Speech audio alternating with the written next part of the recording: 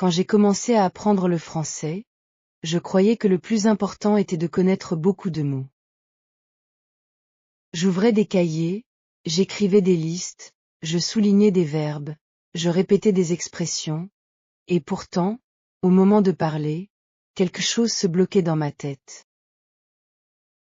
Je connaissais des éléments utiles, mais ils restaient loin de moi, comme s'ils vivaient dans une autre pièce. Je pouvais parfois reconnaître une phrase simple en lisant lentement, je pouvais comprendre une petite partie d'un enregistrement facile, mais au moment de répondre, mon esprit partait d'abord dans ma langue de départ. Il cherchait les mots connus, il fabriquait la phrase entière, puis il essayait de la déplacer en français. Pendant ce temps, la conversation continuait, la personne en face avançait déjà, et moi, je restais en arrière avec mon silence, mon hésitation et mon visage tendu. C'est là que j'ai compris une chose importante. Le problème n'était pas seulement le manque de vocabulaire ou la peur de faire des fautes. Le vrai problème, c'était que le français n'avait pas encore trouvé une place naturelle dans ma pensée. Au début, cette idée me paraissait presque étrange. Penser en français, pour moi, c'était quelque chose réservé aux gens très avancés, à ceux qui lisaient sans effort, qui parlaient vite, qui comprenaient des films sans sous-titres et qui semblaient nager librement dans la langue. Moi, je n'étais pas là. Moi, j'étais encore ce type qui s'arrêtait au milieu d'une phrase pour chercher un mot simple comme toujours, bientôt, dehors ou peut-être. J'avais l'impression que penser en français était une montagne trop haute. Pourtant, un jour, en rentrant chez moi après une longue journée, je me suis surpris à regarder la table devant moi et à murmurer sans réfléchir. La tasse est vide. Ce n'était pas une grande phrase, ce n'était pas une victoire spectaculaire, mais cette petite phrase a fait naître une question dans mon esprit. Si je pouvais dire cela sans passer par ma langue de départ, alors peut-être que le chemin commençait là, dans ces détails minuscules que personne ne voit. Pendant longtemps, j'avais fait la même erreur que beaucoup d'apprenants. Je croyais qu'il fallait attendre d'être prêt avant d'oser penser directement en français. Je voulais d'abord comprendre la grammaire parfaitement, mémoriser des centaines de mots, corriger ma prononciation, écouter des heures de contenu, et seulement après, je pensais que mon cerveau accepterait peut-être de produire de petites pensées naturelles dans cette langue.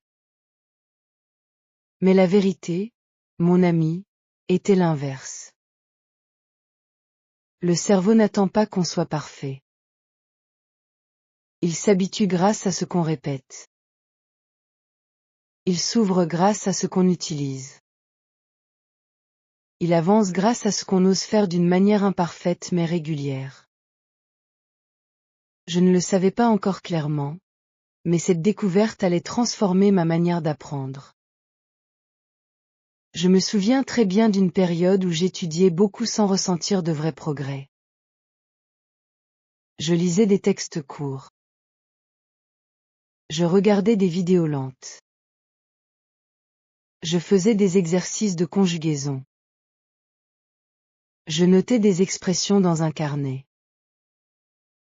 Et malgré tout cela, quand je voulais raconter ma journée, je restais coincé dans des phrases très lourdes. Je voulais dire quelque chose de simple comme aujourd'hui, je me suis réveillé en retard, j'ai raté le bus et j'ai commencé ma journée avec du stress. Mais dans ma tête, le chemin était trop long. Je pensais d'abord à chaque mot dans ma langue de départ, ensuite je cherchais leur équivalent en français, ensuite je vérifiais l'ordre des mots, et enfin je me demandais si le temps du verbe était correct.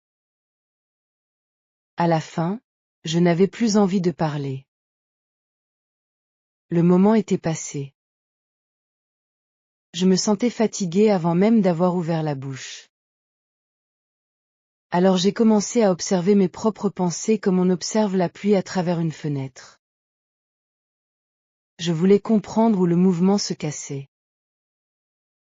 je me suis rendu compte que je traitais le français comme une matière scolaire séparée de ma vie réelle.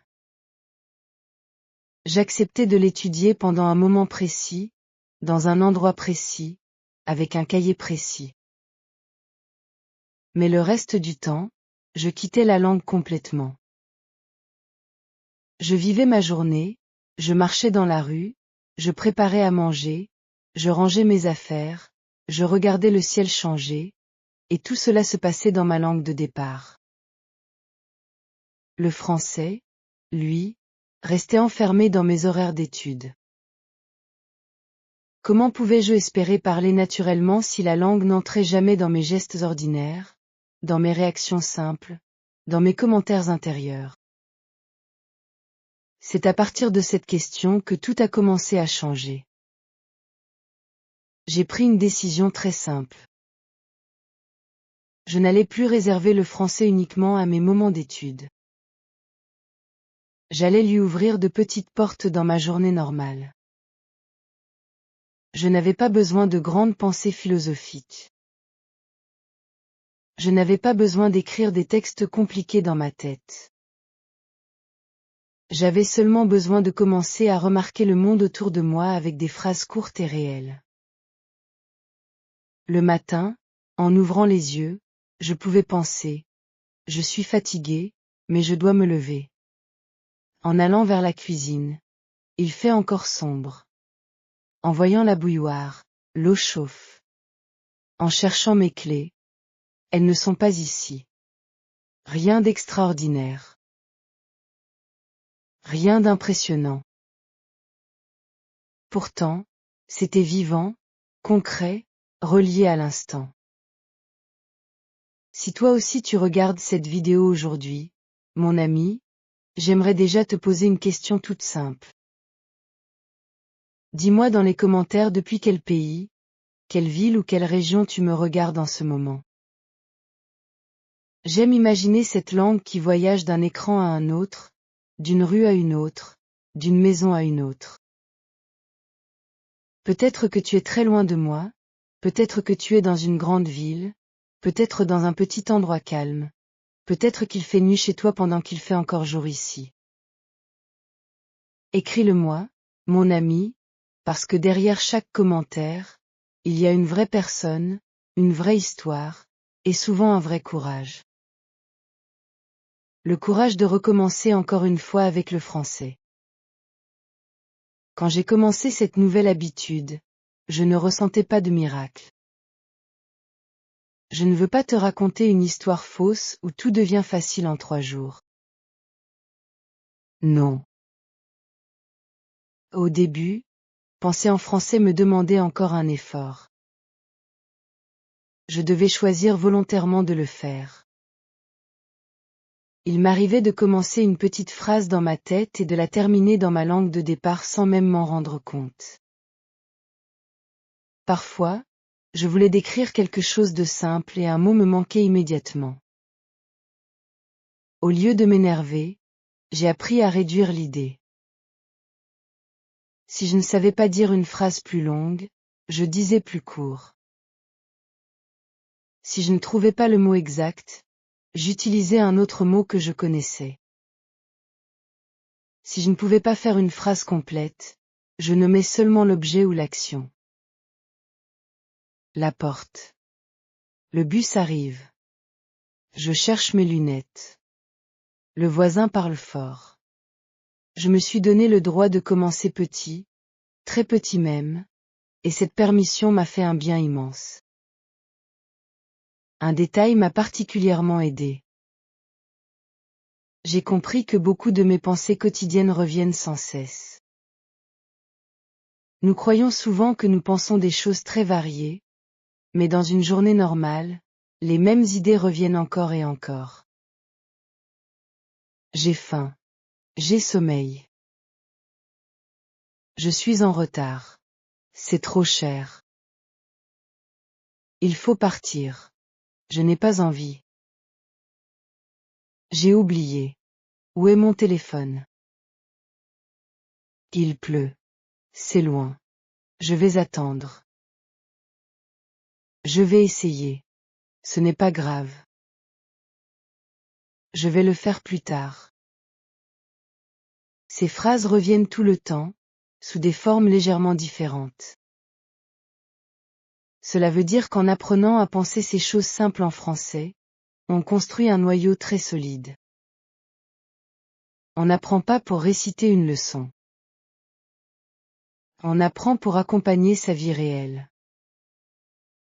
Très vite, j'ai commencé à remarquer quelque chose d'intéressant. Quand une petite phrase avait déjà existé plusieurs fois dans ma tête en français, elle arrivait plus vite aussi à l'oral. Par exemple, pendant plusieurs jours, je me suis entraînée intérieurement avec des phrases comme je ne suis pas sûre, je ne comprends pas bien, je vais réfléchir, je reviens dans une minute, je suis un peu fatiguée aujourd'hui.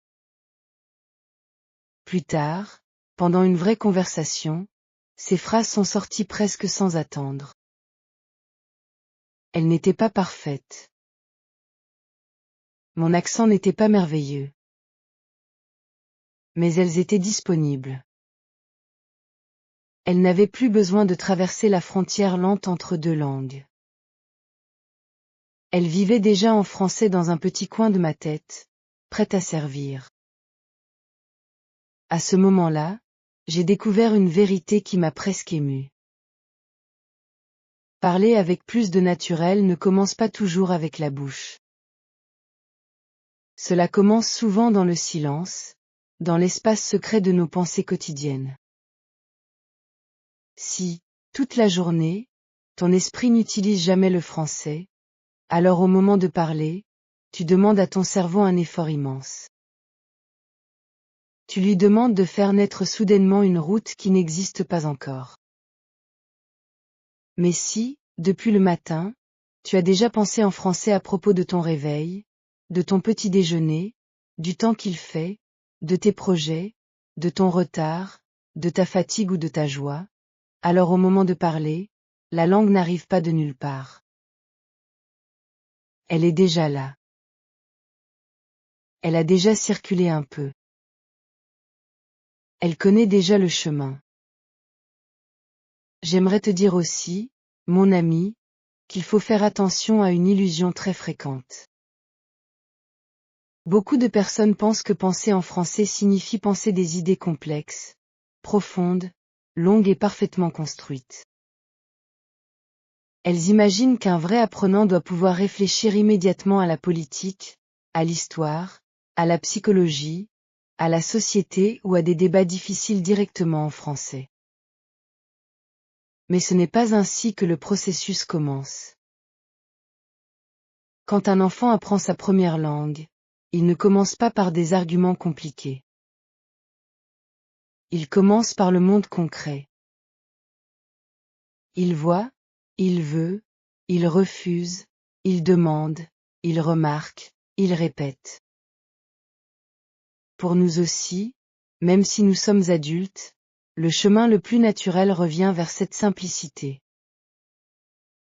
Une chaise, une porte, un bruit, une envie, une question, une action. Ce sont ces petites pierres qui construisent le pont. Au fil des semaines, j'ai créé des moments précis pour encourager cette habitude. Le matin, pendant que je me préparais, je décrivais mes gestes en phrases très simples. Je cherche ma chemise. Je n'ai plus de pain. Je vais sortir dans 10 minutes. Quand j'étais dans le bus, je regardais les gens autour de moi et je faisais des observations discrètes. Cet homme lit.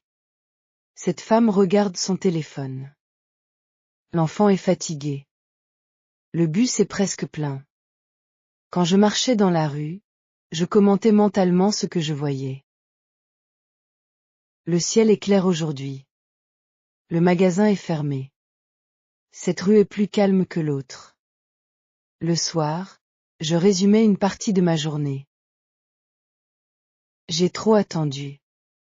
J'ai bien travaillé. Je dois mieux organiser demain. Tous ces petits exercices ne demandaient pas un temps spécial. Ils entraient simplement dans ma vie.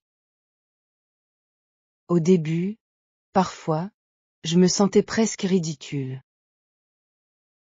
Je me disais, est-ce que cela sert vraiment à quelque chose de penser je ferme la fenêtre ou la soupe est chaude dans une autre langue? Aujourd'hui, je peux te répondre avec certitude, oui, cela sert énormément.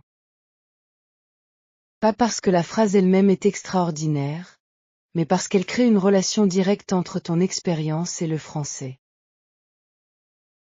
Elle relie la langue au réel. Elle retire peu à peu l'obligation de traduire. Elle entraîne ton cerveau à accepter que certaines choses simples puissent exister immédiatement dans cette langue. Et plus cette relation devient naturelle avec des petites phrases, plus tu peux ensuite l'étendre à des phrases plus longues, à des souvenirs, à des projets et même à des émotions plus fines. J'ai aussi compris quelque chose à propos de la peur. Souvent, nous ne traduisons pas seulement par habitude.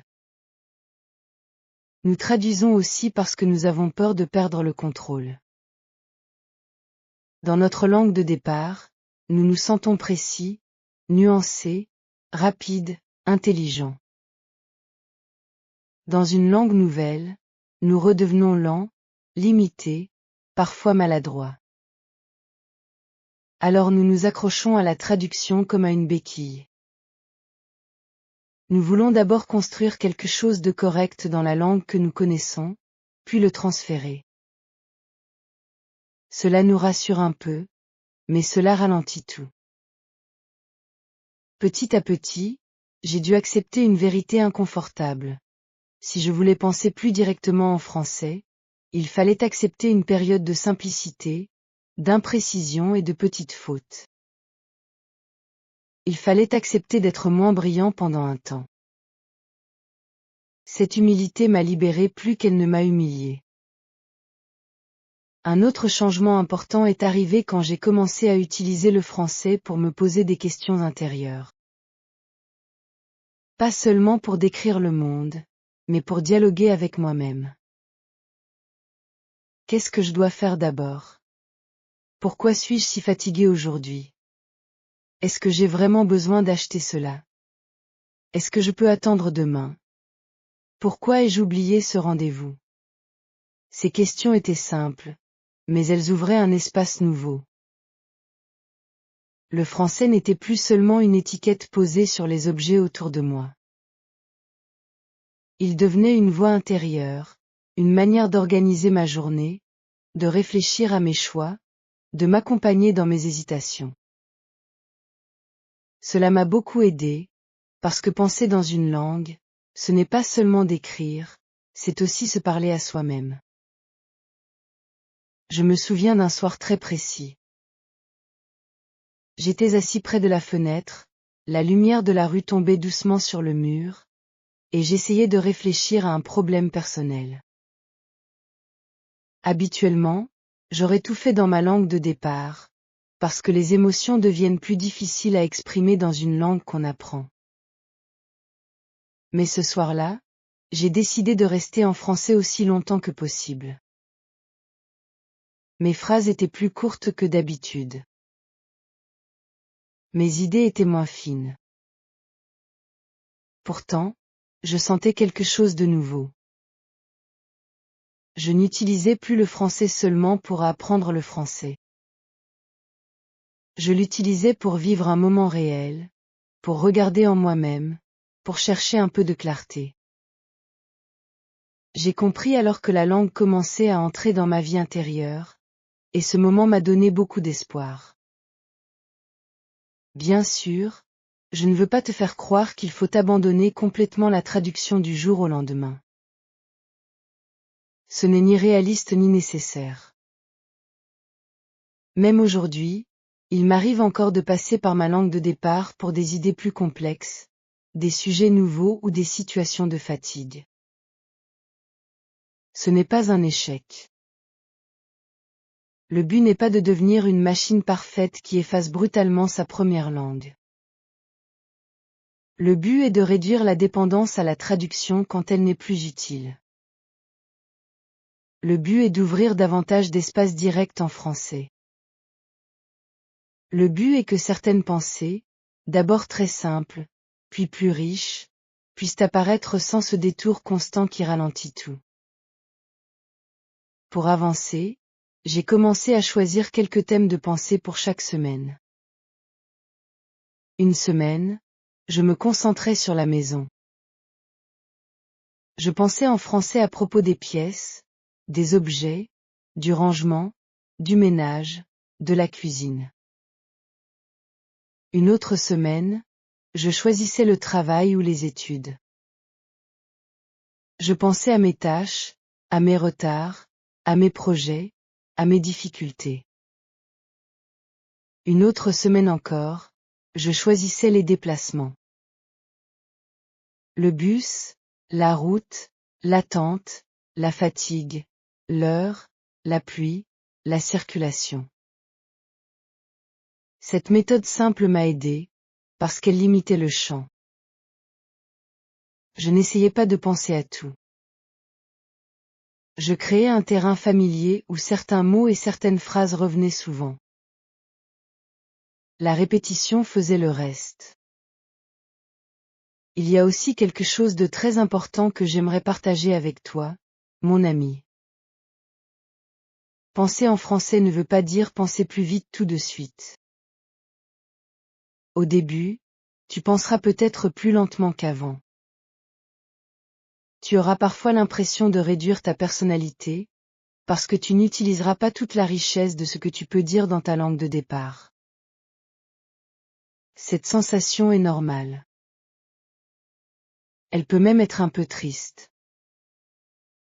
Mais elle ne dure pas toujours de la même manière. Avec le temps, ce qui semblait limité devient plus large. Ce qui semblait sec devient plus vivant. Ce qui semblait lent devient plus fluide. Si tu acceptes cette étape avec patience, tu découvriras un jour que certaines idées viennent en français sans effort apparent, comme si elles avaient attendu tranquillement leur heure. L'un des plus grands changements que j'ai vécu est arrivé à l'oral. Avant, lorsqu'on me posait une question simple, je sentais un temps mort douloureux entre la question et ma réponse. Ce silence n'était pas vide. Il était plein de traductions, de doutes, de corrections intérieures et de peur.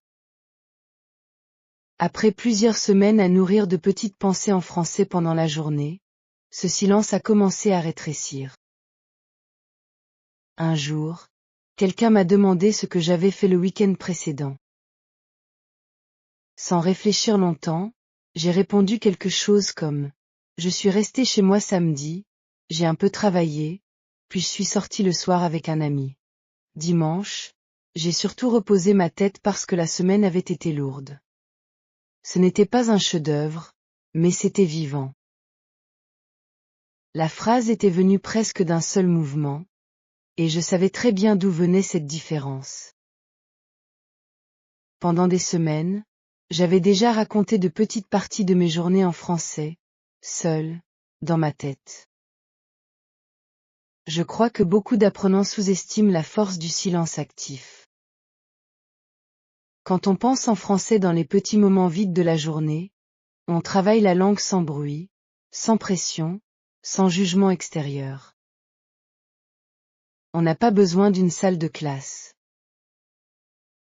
On n'a pas besoin d'une conversation parfaite. On n'a même pas besoin d'être très motivé à chaque minute. Il suffit d'habiter un peu la langue.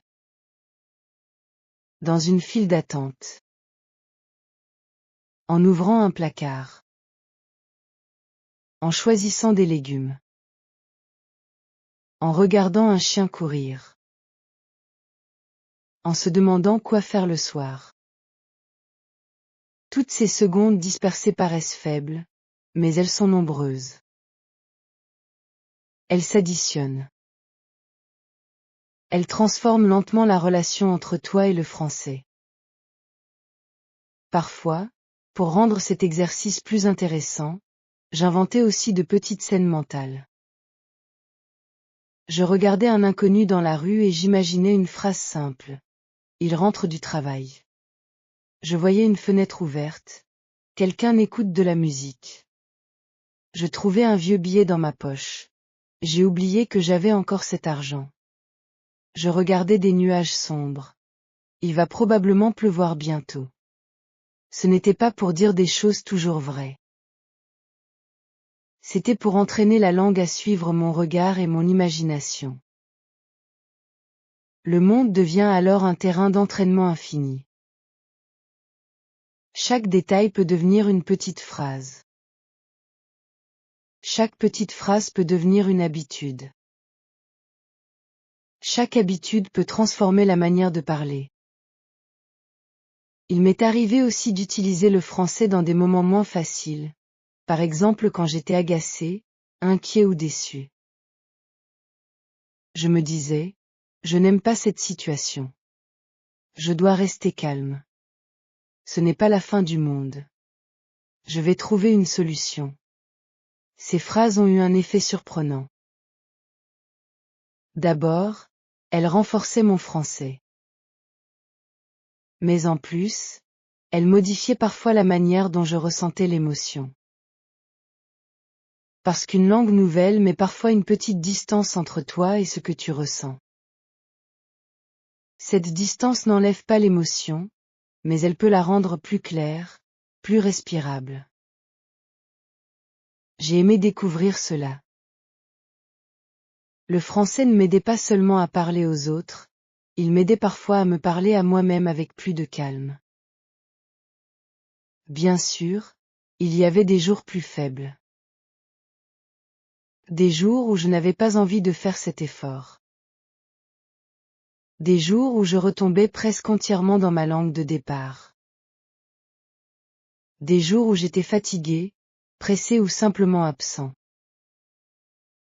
Au lieu de transformer cela en drame, j'ai appris à revenir doucement. Le lendemain, je recommençais avec une phrase, puis 2, puis 5. L'important n'était pas la perfection quotidienne.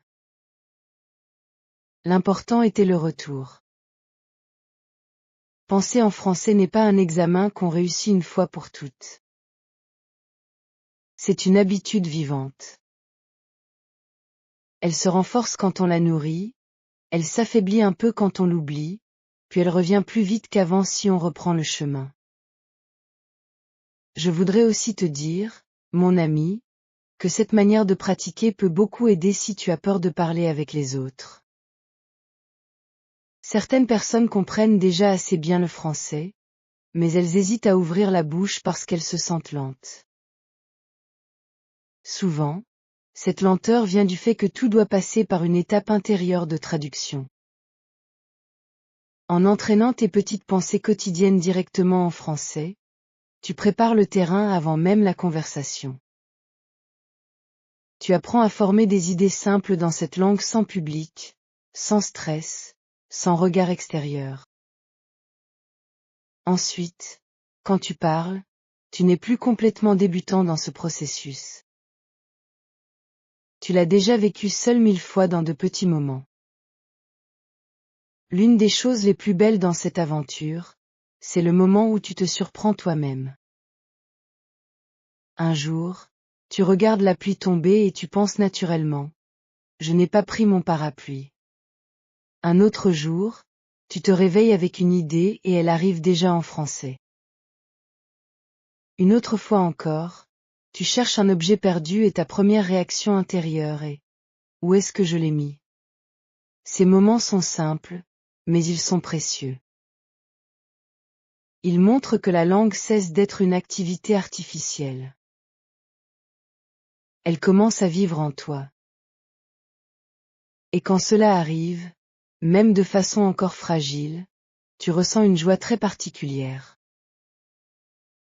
Tu comprends que le français n'est plus seulement devant toi. Il est déjà un peu à l'intérieur. Je me suis aussi rendu compte que penser en français rendait l'écoute plus facile. Cela peut sembler étrange, mais c'est logique. Quand certaines structures existent déjà dans ta tête, ton oreille les reconnaît plus vite chez les autres.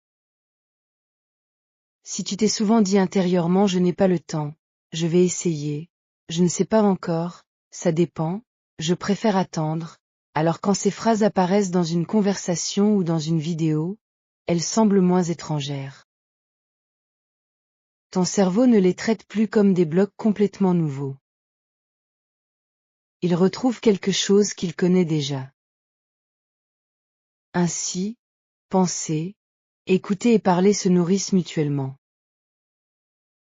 Ce ne sont pas trois mondes séparés. Ce sont trois portes qui donnent sur la même maison.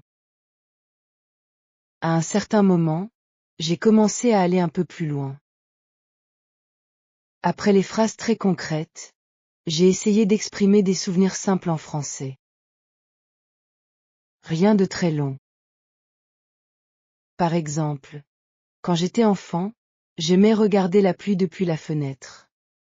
Ou bien, il y a quelques années, je croyais que l'apprentissage d'une langue devait être très sérieux et très lourd. Ou encore, la semaine dernière, j'ai compris que je pouvais vivre plus calmement si je simplifiais mon programme. Ces petites phrases m'ont permis de sentir que le français pouvait aussi porter le passé, le changement, la mémoire. Là encore, je ne cherchais pas la perfection. Je cherchais seulement un lien direct entre ce que je vivais et la langue. Plus tard, j'ai utilisé le même principe pour parler de l'avenir. Demain, je vais me lever plus tôt. Je vais essayer de mieux écouter. Je vais préparer mes affaires ce soir.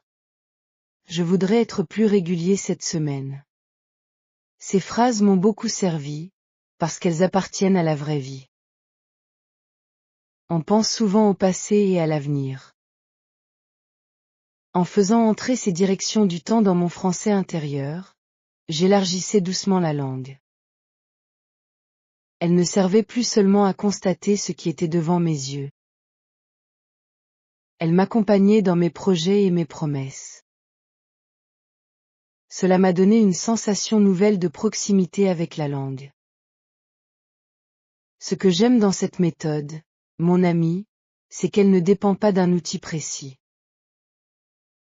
Tu n'as pas besoin d'une application particulière, d'un manuel précis ou d'une technique compliquée. Tu peux commencer aujourd'hui, avec les mots que tu connais déjà. Même si ton niveau n'est pas très élevé, tu connais probablement assez de mots pour nommer des objets, décrire des actions simples, exprimer une envie, une fatigue, une hésitation, une petite joie. Le plus important, ce n'est pas la quantité de mots au début. C'est l'habitude de laisser le français apparaître dans ta journée réelle. Plus tu le fais, plus ton vocabulaire existant devient utile. Ensuite, naturellement, tu ressens le besoin d'apprendre de nouveaux mots parce que tu veux dire plus de choses. Le désir vient de l'usage. Un jour, j'ai compris que mon rapport au français avait changé quand j'ai commencé à rêver de temps en temps avec des fragments de phrases françaises. Pas des rêves entiers, pas des discours magnifiques, juste des petits morceaux. Une question, une réaction, un lieu décrit en quelques mots. Ce n'était pas régulier, mais cela me faisait sourire chaque fois. Je me disais, la langue descend plus profond que je le pensais. Elle n'est plus seulement dans mes cahiers. Elle s'est assise quelque part dans ma mémoire, dans mes habitudes, dans mon écoute, dans mon regard. Ce genre de signe n'arrive pas au début, bien sûr, mais il montre jusqu'où peut aller une pratique simple et régulière. Je ne veux pas non plus cacher qu'il existe un risque.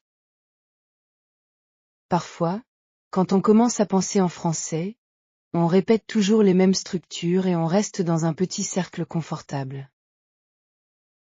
Cela peut être utile au début, mais ensuite il faut doucement élargir. C'est pourquoi je te conseille, quand une petite phrase devient trop facile, de la transformer un peu. Au lieu de je suis fatigué, tu peux penser je suis fatigué parce que j'ai mal dormi.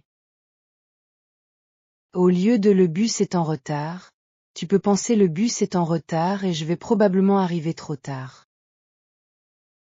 Au lieu de je n'aime pas ce bruit, tu peux penser je n'aime pas ce bruit parce qu'il me coupe dans ma concentration. Tu vois, on part de la simplicité, puis on ajoute une petite couche. C'est ainsi que la pensée en français grandit sans devenir écrasante. Quand je parle de tout cela, certains me disent « Mais moi, mon ami, je ne connais pas encore assez de mots. Je ne peux pas penser en français. » Je comprends cette peur, mais je crois qu'elle est souvent exagérée. Tu n'as pas besoin de connaître beaucoup de mots pour commencer. Tu as besoin de commencer avec les mots que tu as. Supposons que tu connaisses seulement des verbes très simples comme être, avoir, aller, faire, vouloir, aimer, devoir, chercher, attendre. Avec cela, et quelques noms du quotidien, tu peux déjà faire beaucoup. Je veux dormir. Je dois partir. Je cherche mon sac. Je vais attendre. J'aime ce silence. J'ai encore faim. Ce n'est pas peu.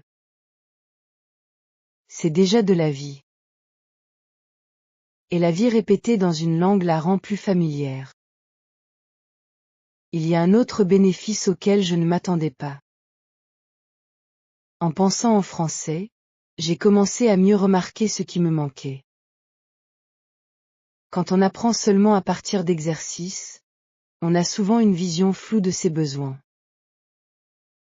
Mais quand on essaie de vivre un peu sa journée en français, les manques deviennent très concrets.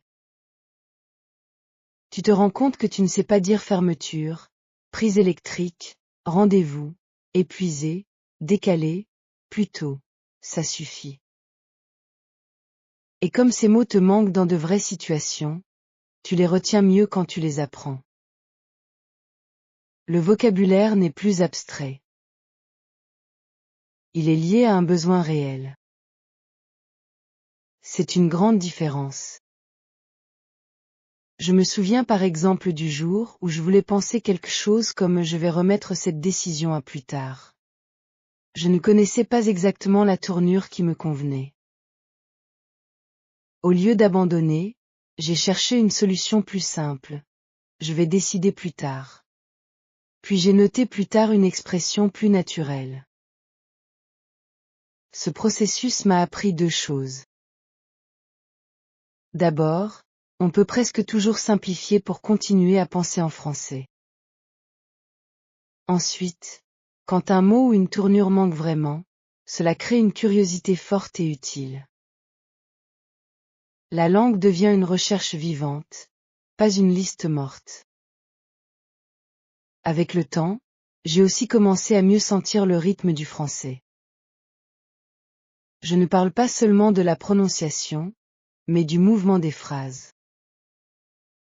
Certaines tournures revenaient si souvent dans mes pensées qu'elles avaient une musique familière. Il faut que je fasse attention. Je n'ai pas vraiment envie. Je me demande si c'est une bonne idée. Je vais voir ce que je peux faire. Ce rythme intérieur m'a aidé ensuite à parler avec plus de naturel. Ce n'était pas magique, mais c'était réel. La langue n'était plus seulement un ensemble de règles. Elle avait un souffle, une façon de couler, et mon esprit la reconnaissait de mieux en mieux. Par moments, j'ai partagé cette méthode avec d'autres apprenants. Beaucoup me disaient qu'ils attendaient un niveau plus élevé pour essayer. Je leur répondais toujours la même chose. N'attends pas que le français entre dans ta tête tout seul. Invite-le avec de petites phrases simples. Certains ont commencé avec les objets de leur chambre. D'autres avec leur trajet du matin. D'autres encore avec les tâches du travail. Presque tous m'ont dit la même chose après quelques semaines. Ils se sentaient moins loin de la langue. Ce mot me touche beaucoup, moins loin. Parce que parfois, le vrai problème n'est pas que le français soit trop difficile. C'est qu'il nous semble trop loin. Et penser en français, même de manière très simple, réduit cette distance. Si aujourd'hui tu te sens bloqué, mon ami, je voudrais te proposer quelque chose de très concret. Demain matin, quand tu ouvriras les yeux, n'essaie pas de penser un long texte. Pense seulement 3 petites phrases en français. Par exemple, je suis réveillé. Je veux encore dormir. Je vais me lever dans 1 minute. Puis, plus tard dans la matinée, ajoute 3 autres petites phrases. Je n'ai pas le temps. Je dois partir. Je prends mon sac. Puis le soir, ajoute encore 3 phrases. La journée a été longue. Je suis content d'être chez moi. Je vais me reposer. Fais cela pendant quelques jours. Tu verras peut-être que ces phrases deviennent plus faciles, plus rapides, plus naturelles. Et à partir de là, tu pourras continuer. J'aimerais insister sur un point essentiel. Penser en français ne te demande pas de trahir ta première langue. Ta langue de départ fait partie de toi, de ton histoire, de tes souvenirs, de tes nuances, de ta voix. Il ne s'agit pas de la repousser avec violence. Il s'agit simplement de créer de la place pour une autre manière de sentir et d'exprimer le quotidien. Plus tard, cette deuxième langue pourra peut-être t'offrir d'autres couleurs, d'autres angles, d'autres sensations. Mais tout cela commence avec douceur, sans guerre intérieure. Il faut de la patience, et parfois même de la tendresse envers soi-même. Je crois profondément que cette approche m'a changé au-delà du français. Elle m'a appris à respecter les petits pas. Dans beaucoup de domaines, nous rêvons de transformations visibles, rapides, impressionnantes. Nous voulons sentir le progrès comme un grand coup de lumière. Mais la plupart du temps, le changement réel ressemble plutôt à une pluie fine. On ne voit presque rien sur le moment, puis un jour on remarque que la terre entière a changé d'odeur, de couleur et de poids. Penser en français a été cela pour moi. Une pluie fine dans l'esprit. Un travail presque invisible, puis soudain un mot qui arrive plus vite, une phrase qui sort sans douleur, une écoute qui devient plus claire, une réponse qui n'est sans traduction complète. Un autre soir, plusieurs mois après le début de cette habitude, je parlais avec quelqu'un qui apprenait lui aussi une langue étrangère. Il m'a demandé ce qui m'avait le plus aidé. J'aurais pu lui parler des livres, des enregistrements, des leçons, des corrections utiles. Tout cela avait sa place. Mais spontanément, je lui ai dit, ce qui a vraiment changé quelque chose, c'est le moment où j'ai arrêté de laisser le français seulement sur la table de travail. J'ai commencé à le porter avec moi. Cette phrase résume encore aujourd'hui tout ce que j'ai vécu. Porteur la langue avec soi. La laisser entrer dans les gestes, dans les regards, dans les silences, dans les petites réactions intérieures. C'est là que le français a commencé à devenir plus vivant. Peut-être qu'en ce moment, en m'écoutant, tu te dis que cela paraît simple, presque trop simple. Et tu as raison, c'est simple. Mais simple ne veut pas dire faible. Souvent, les choses simples sont difficiles à respecter parce qu'elles ne promettent pas de miracles spectaculaires. Elles demandent juste de revenir, encore et encore. Et pourtant, ce retour crée une profondeur que les efforts rares ne créent pas. Si tu passes 2 heures une fois par semaine à étudier une langue, c'est utile. Mais si, en plus, tu la fais entrer chaque jour dans de petites pensées naturelles, tu changes autre chose. Tu changes le lien entre la langue et ton existence. Et cela, à long terme, vaut énormément. Il y a une scène qui revient souvent dans ma mémoire. J'étais dans une supérette à la fin de la journée. Rien de spécial.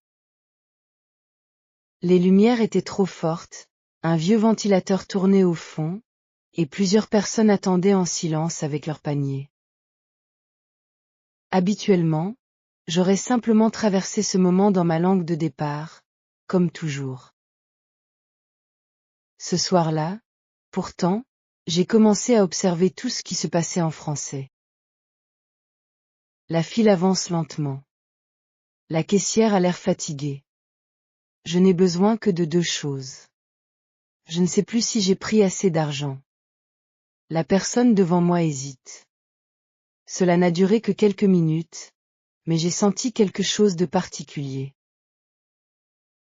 La langue s'accrochait à une scène ordinaire. Elle ne flottait plus au-dessus de ma vie comme un exercice scolaire. Elle collait au réel.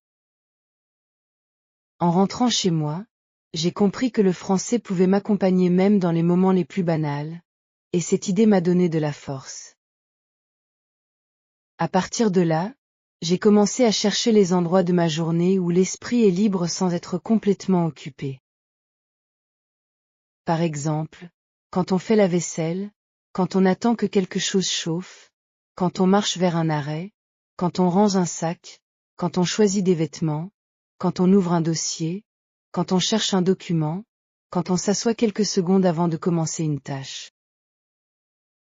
Tous ces moments sont petits, mais ils sont nombreux. Très souvent, nous les remplissons sans y penser avec les mêmes pensées répétées dans notre langue de départ. Alors je me suis dit, pourquoi ne pas utiliser une partie de ces secondes pour construire un lien plus direct avec le français?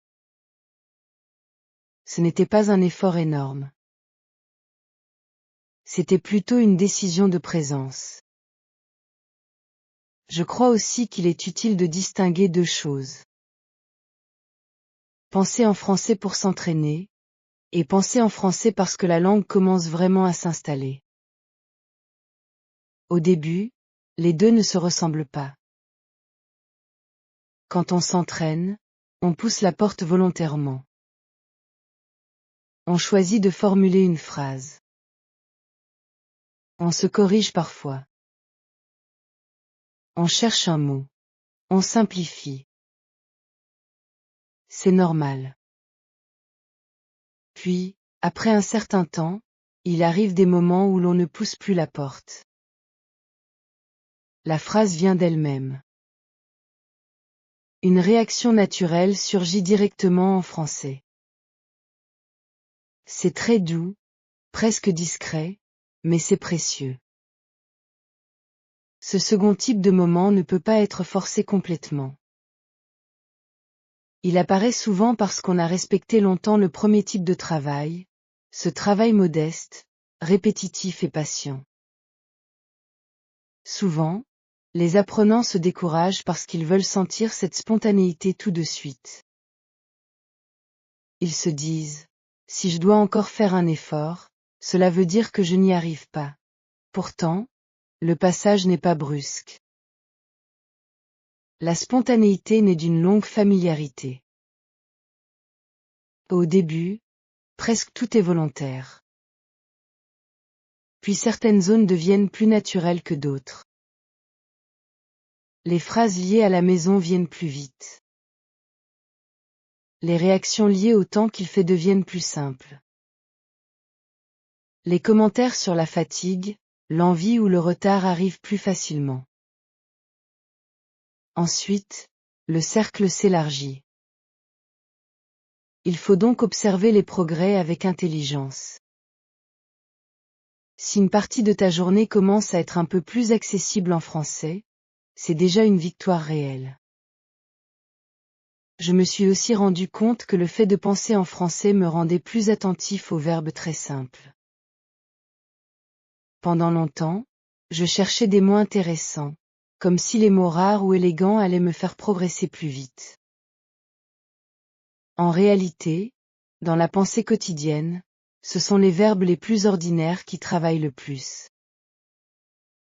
Aller, venir, vouloir, devoir, attendre, penser, sentir, croire, oublier, chercher, trouver, changer, rester, rentrer, sortir. Ces verbes sont partout. Ils te servent à parler de presque toute ta journée. Quand j'ai commencé à les utiliser souvent dans ma tête, j'ai senti que ma base devenait beaucoup plus stable. Je pouvais construire sans cesse de nouvelles petites phrases avec un nombre limité d'outils. Cela m'a donné une sorte de liberté tranquille. Par exemple, au lieu de chercher des tournures compliquées, je pouvais penser, je veux finir cela avant midi. Je dois envoyer ce message. Je ne trouve plus le bon dossier. Je crois que j'ai oublié quelque chose.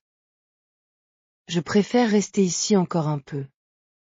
Je vais sortir quand la pluie va calmer. Ces phrases ne demandent pas une richesse immense.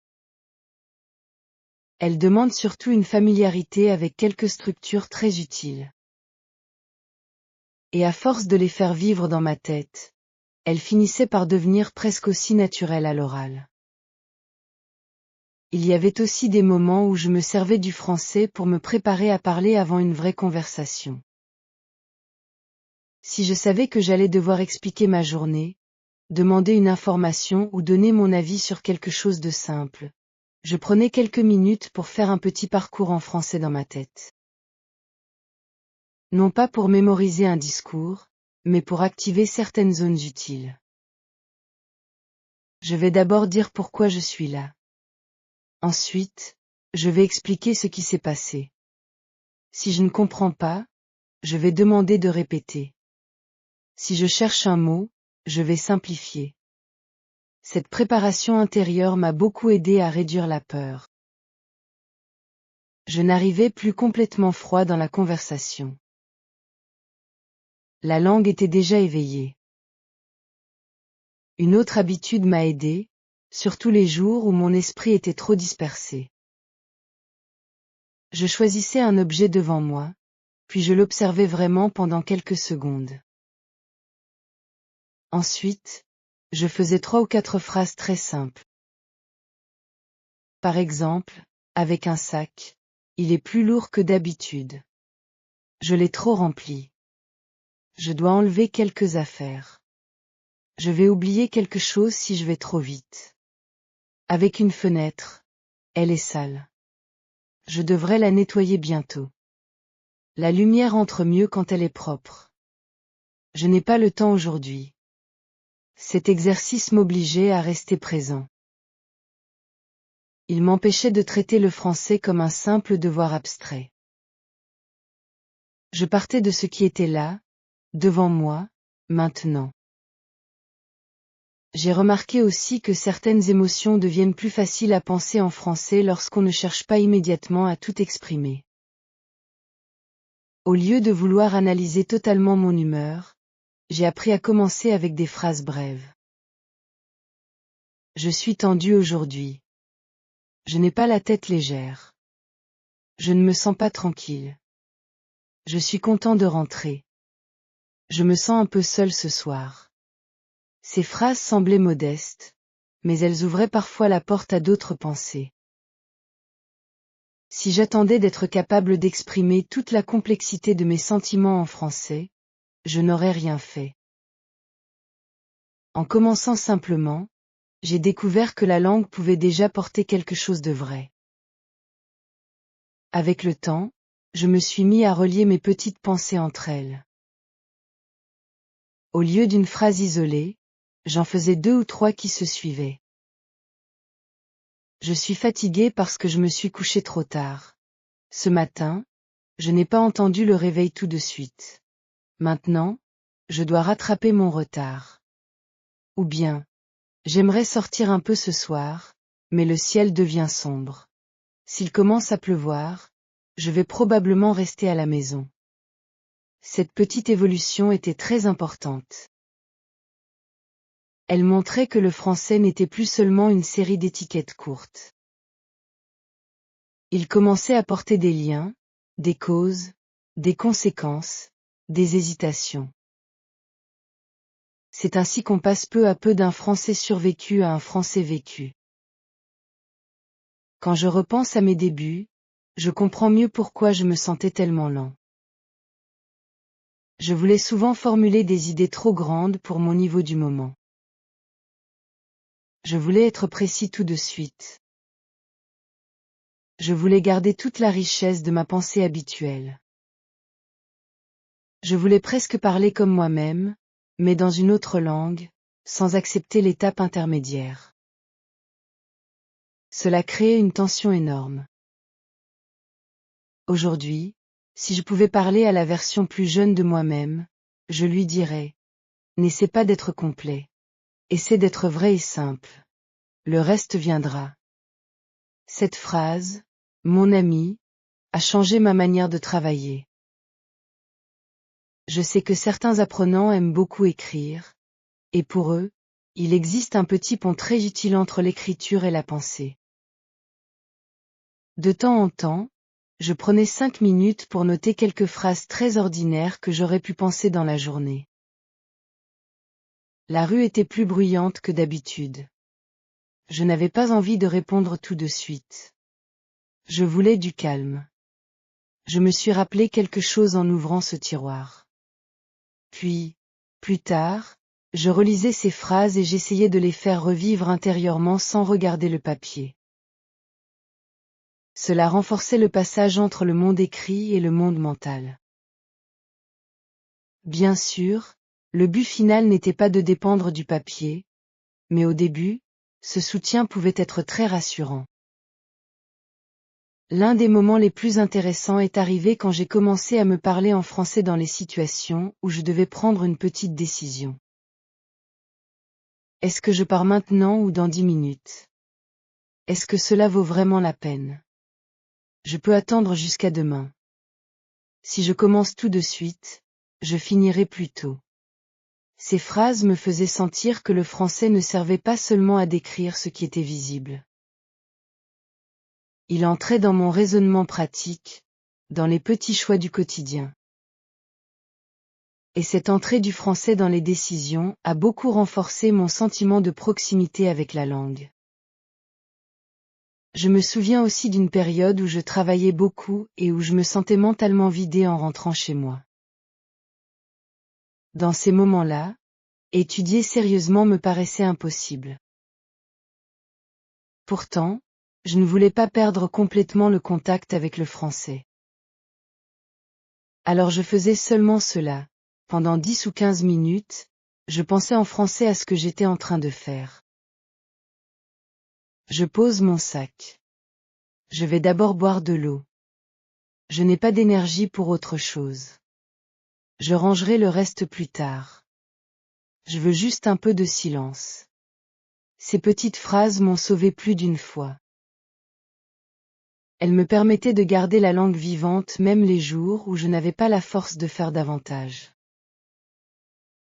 Cette souplesse est importante, mon ami. Beaucoup de personnes abandonnent une habitude utile parce qu'elles veulent la pratiquer d'une manière trop parfaite. Si penser en français devient une obligation lourde, tu risques de t'en éloigner. Il vaut mieux parfois faire très peu, mais garder le lien. Une seule minute vraie vaut souvent mieux qu'un grand projet qu'on ne tient pas. Quand j'étais très fatigué, je me contentais de 3 ou 4 phrases. Quand j'avais plus d'énergie, j'allongeais un peu. Cette liberté m'a permis de rester fidèle à la pratique sans la transformer en punition. J'ai remarqué également que les lieux jouent un rôle. Certains endroits de ma vie sont devenus presque naturellement liés au français, simplement parce que j'y avais souvent pensé dans cette langue. Dans la cuisine, certaines phrases venaient vite. En marchant, d'autres structures apparaissaient facilement. À mon bureau, j'avais souvent des phrases liées à l'organisation, aux tâches, au retard, aux choix à faire.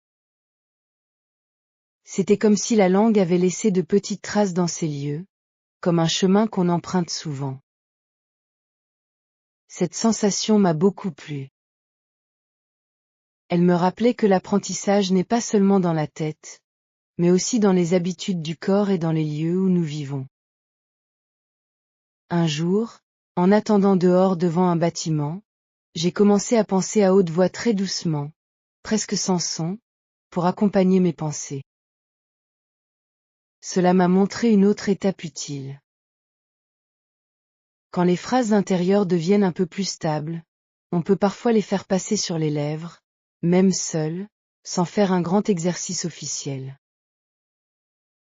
Je n'aurais pas dû partir si tard. J'espère que cela ne va pas durer longtemps. Je ferai mieux de vérifier encore une fois. Cette transition entre pensées silencieuses et paroles discrètes m'a beaucoup aidé. Elle préparait naturellement l'oral sans créer un moment séparé, lourd ou intimidant. Je pense qu'il faut aussi accepter une certaine répétition. Au début, j'avais honte de me dire toujours les mêmes choses en français. J'avais l'impression de tourner en rond. Puis j'ai compris que cette répétition n'était pas une pauvreté, mais une construction. Dans la vraie vie, nous répétons énormément les mêmes structures.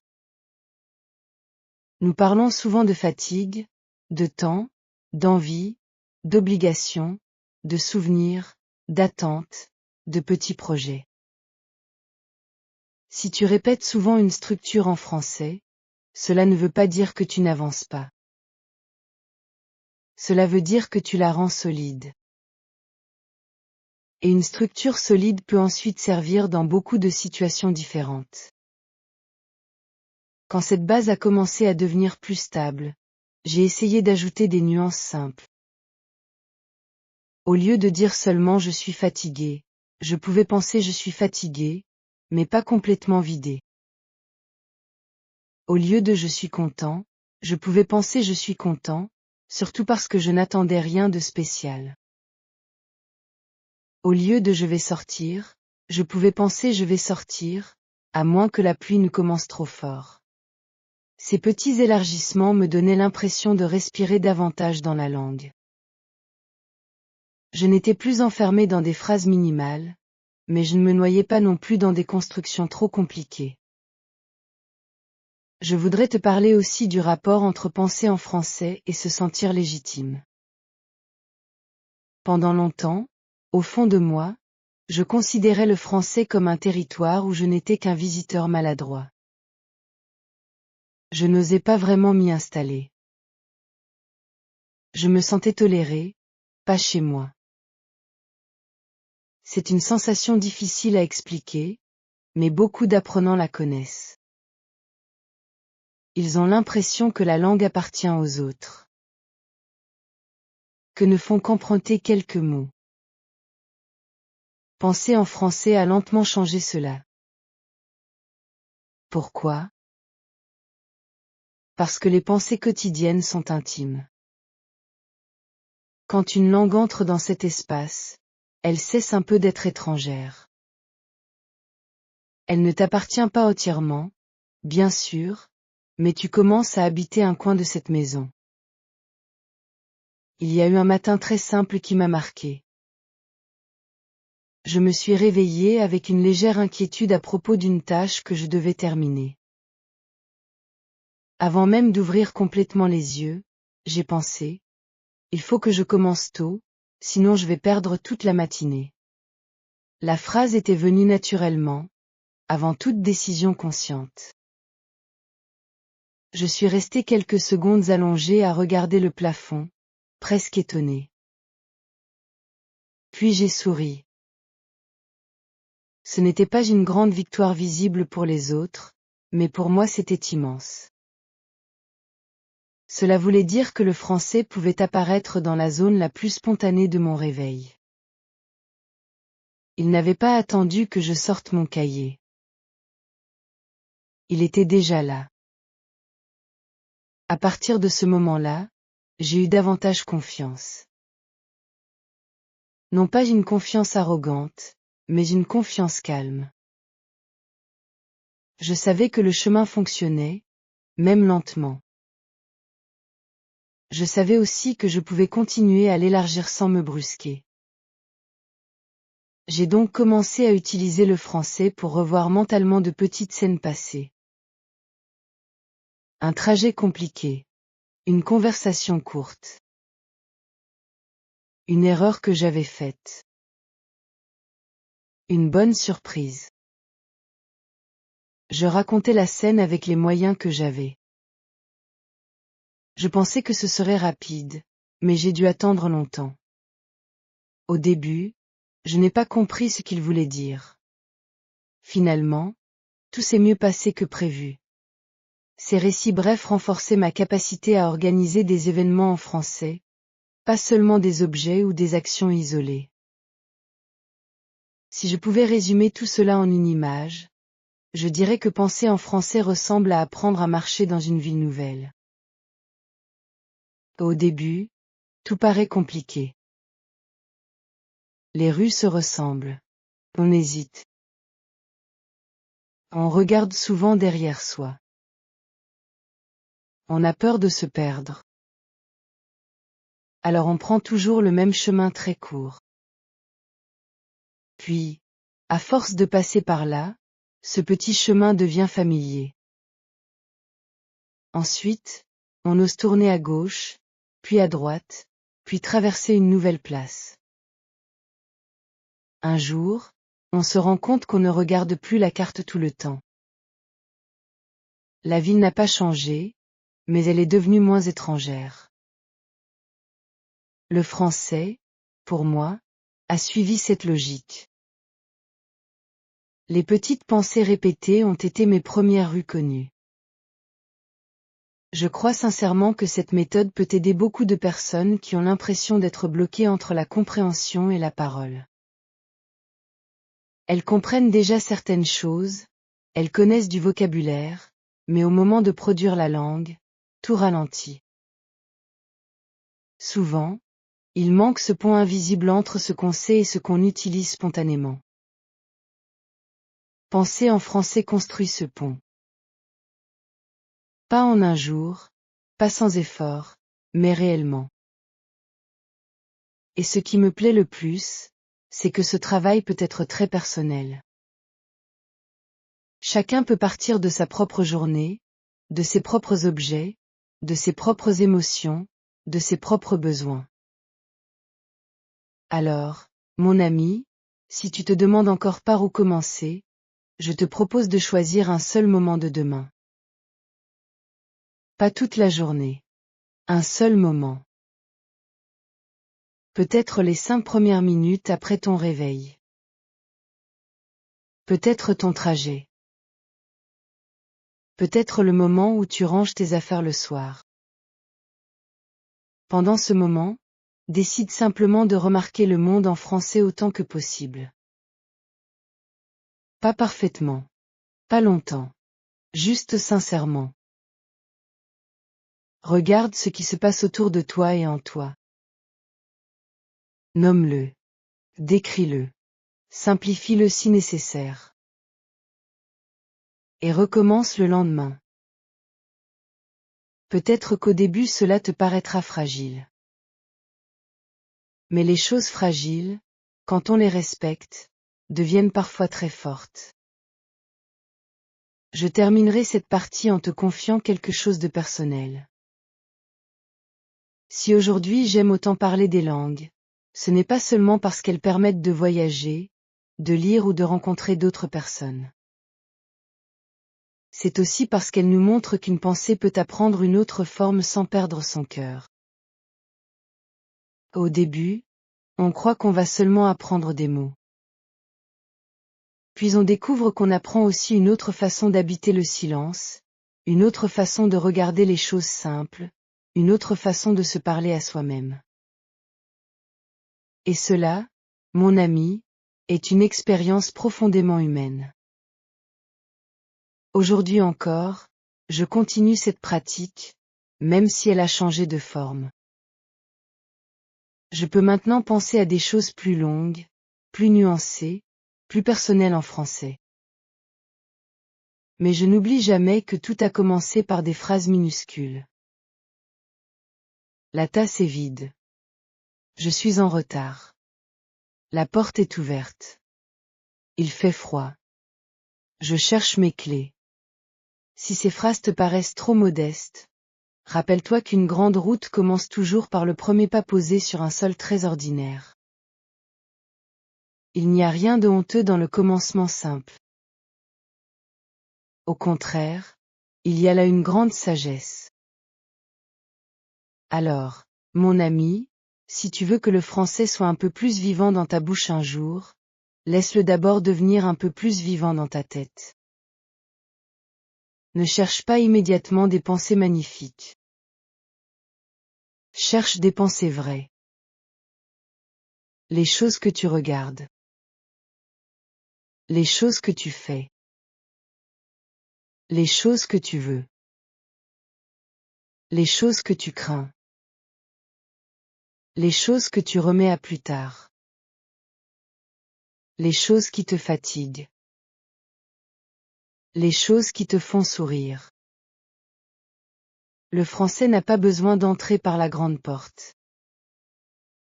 Il peut entrer par de petites fenêtres, tranquillement, dans la lumière ordinaire de ta journée. Et si demain, au milieu d'une tâche banale, tu te surprends à penser naturellement je n'ai pas encore fini, je vais attendre un peu, je ne trouve plus mon carnet ou j'aimerais rester ici encore 5 minutes, prends ce moment au sérieux. Il est discret, mais il compte. Il te montre que quelque chose bouge. Il te montre que la langue cesse d'être seulement un objectif lointain. Elle devient un compagnon de route. Peut-être encore timide, peut-être encore limité, mais déjà présent. Je voudrais finir en te laissant une image très simple. Imagine que le français soit comme une lampe dans une pièce où tu vis déjà. Au début, la lampe existe, mais elle reste éteinte la plupart du temps. Tu l'allumes seulement pendant la leçon, pendant l'exercice, pendant l'étude. Le reste de la journée, tu retournes dans l'ancienne lumière de toujours. Penser en français, c'est commencer à allumer cette lampe dans de petits moments inattendus. 1 minute le matin. Quelques secondes dans la rue. Un instant devant le miroir. Un peu le soir avant de dormir. Peu à peu, la pièce entière change d'atmosphère. Tu vois mieux certains détails. Tu te déplaces autrement. Tu reconnais les formes plus vite. La lampe ne remplace pas tout d'un coup l'autre lumière, mais elle prend sa place, petit à petit, jusqu'à devenir familière. C'est exactement ce que je te souhaite, mon ami. Je te souhaite un français qui ne reste pas seulement dans les cahiers, mais qui entre dans ton regard, dans tes habitudes et dans tes pensées. Je te souhaite la patience d'accepter des phrases simples au début, et la confiance de comprendre qu'elles ne sont pas petites quand elles ouvrent une grande porte.